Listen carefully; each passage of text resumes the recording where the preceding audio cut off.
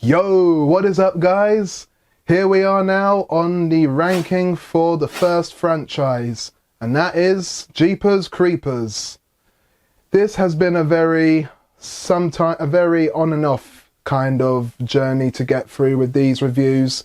I'm not gonna lie, it's been very fun, yet sometimes very rocky and sometimes absolutely excruciating. And if you've seen the reviews, you will understand why. So, here we go. Let's get into this ranking, shall we? Kickstarting off, dead last, for me, is easily, and I'm sure everyone else can agree, is Jeepers Creepers 4. Or, if you will, Jeepers Creepers Reborn. And this is a movie that just absolutely took a complete nosedive on what a Jeepers Creepers film should be. This film just had absolute zero screen presence of feeling anything real, anything like a real film should. You know, the green screen, the CGI was absolutely atrocious. The cast is unbelievably forgettable and so bland, much more than what we get in the previous films in comparison. And the creeper himself, Jeru Benjamin, nothing remotely close to what Jonathan Breck should be, and the storyline is just plain dumb, makes no sense whatsoever, and there is a lack of so much of what a Jeepers Creepers film should be in here. It's just a straight up what the fuck movie, and it just goes absolutely nowhere. And thank God that this is something that has nothing to do with Jonathan Breck or Victor Salva, because this film just completely missed the point. And while it may have had some good ideas, if it was a better executed film, it really wasn't. This film was executed terribly from start to finish. Going on from there, at third place is Jeepers Creepers 3. Now this one actually had a chance of being the film that we wanted it to be. We had all waited 14 years after Jeepers Creepers 2 to see what this film would bring. After so many delays and all of that, we finally got our distributor Screen Media that brought up this film, and Victor Salva came back as director, had a different composer. Some people came back to make the film, but it was not what fans wanted. You know, we all waited 14 years to be disappointed to a film that wasn't even actually the prequel we wanted it to be. It was set in between the events of the first and second film, and all we got was just stuff to do with the creeper obviously being hunted by this community, which is a good idea. We get to see a bit more on Kenny and what happened to him 23 years ago. There's those ideas and the ideas of how the community responds to the creeper, what he did when he took Dari at the end of the first film. So obviously seeing that and obviously trying to explore the ideas of the creeper's origin is pretty good here. And the way it's shot, the way we get some characters like Danny and Davis, the dynamic between them is pretty good. It gives the movie some of those redeeming factors. And of course, Jonathan Breck himself, the creeper, is still intimidating. He may have been working in a terrible movie, but the attributes to his creeper was still there throughout parts of the film. And overall, the execution, the biggest problem being is that it was just terrible.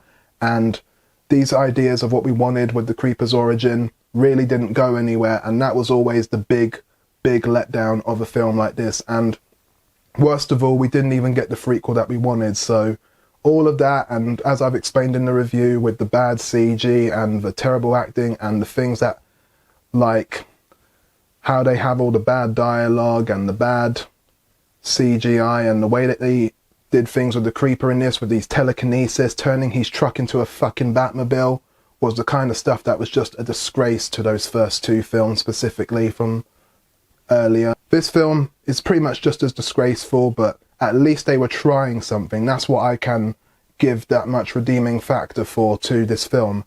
And some scenes even made me laugh. Like, there was a scene even where, like, the creeper was... Because there was obviously a part in the franchise where obviously Dari in the original was peeing. They have that way of doing that in the sequels, and there was a scene where one of these guys, one of the character Kirk, his friends, just pees on the creeper's truck, and there's a scene after where when they're running away, the creeper just like smells piss on his truck and obviously goes hunting after the one that peed on it. This is pretty funny. It's moments like that, and obviously the ideas they had, even though we don't learn shit about the creeper and the execution of those ideas of how they go after the creeper, all of it's pretty terrible, and it makes for a terrible film just as much as Reborn. So that's exactly why it sits at number 3 on my ranking. Now we finally get onto the only 2 films that literally can be called solid, if not great. And so honestly, this is going to be a rough one for me to decide between, because I love both the 2. There's something to love about both the 2 of them. The first film, you know, has a great cast when it comes to Darry and Trish, the brother and sister, the creeper himself, great stuff. And of course, you know, you just get a good start, a good atmosphere of horror throughout, and, you know, just the ideas of people with premonitions and all of that. It's a good start, that's all I'm saying. But with Jeepers Creepers 2, it's that kind of sequel that just like goes all in with everything that it's got, with the use of the school buses and that, for example, and the idea of it being a bit of a revenge story and about survival, divide and conquer. And that's the kind of stuff that makes it hard for me to decide between the 2. So even though I can sometimes choose differently between the 2, my runner-up on this note is going to have to go to the original movie, Jeepers Creepers. While this is absolutely, definitely a good film, and it has earned its place as a classic to all fans and critics alike out there, there are lots of great things throughout the film. It's a simple hour-and-a-half film of just brother and sister Darry and Trish coming across a unknown assailant, the creeper. Great introduction to Jonathan Breck, and obviously the things he does as the creeper, you know, the house of pain, the bee-eating-you truck, the community with the locals, just, you know, not knowing much about the creeper, and how they just start things off this way, and how they have this stuff with premonitions, and Darry and Trish. You know, it's a really good start, you know. There's no way that I would ever turn my back on a movie like this, but I would only just say that while there's all of that to enjoy, the truck, the house of pain, the premonition stuff, I wouldn't say it's that pitch perfect of a film exactly with its tone. Like, I would say that they don't really seem to have everything thrown out there like Jeepers Creepers 2 had, which is why some of the stuff, despite what we can enjoy with Darry and Trish throughout this film, and the creeper, our introduction to him, and the premonitions, it's just kind of a bit of that introduction film where things start off small and we get that suspense, that tension, and that brilliant genius ending that we all should know from this film. You know, you get all of that at the end of the first film, which is damn good. But I don't think it's always been a film that's been perfectly clear on its tone of where everything goes, and that's kind of what just holds this one back an ounce, even though I can still sometimes put this as my number 1 favourite. And so, on that note, coming in at number 1 for me is going to be Jeepers Creepers 2. The reason I am putting this one is because I have to say that, as I've seen from most people, this is pretty much the one that has always stuck with people the most, of being like the most memorable. When it's come to the Creepers layout, this has always probably been the most memorable, the most unique, iconic entry in the whole series. And while it comes close to the original for some, or some would say the original is close to the second, Jeepers Creepers 2 always seemed to be the most memorable. This is the one that seemed to finally figure out its tone of what it's trying to do with the Creeper's cycle of coming back every 23rd spring. We get a bit more depth on the Creeper's origin, even though it's from a different character who has these premonitions, Minxie. We get to a bit more depth on the Creeper's origin.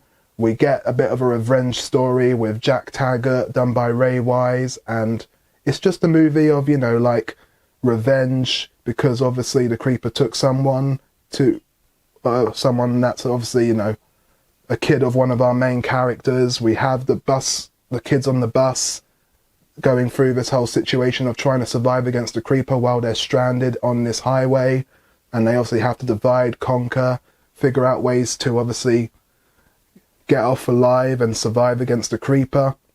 And it's just a movie full of all that suspense and drama and tension that you would want. The soundtrack, the set designs are incredible. You know, the set designs, the overuse of CGI, really not that bad for this movie. You know, you get to see the creeper in full action with that weaponry like the throwing star, the wings, and the school buses that they used to make this film come out as it had. And even just like the locations and the cars and the cast themselves, you know, don't do that bad here. They're pretty good. And obviously the premonition stuff obviously expands on the things we want to know more about with this icon. And so obviously, you know, the direction overall is mostly accurate in Jeepers Creepers 2 for me, and it seems to understand its tone better, which is why I have to choose this one as my favourite because of that.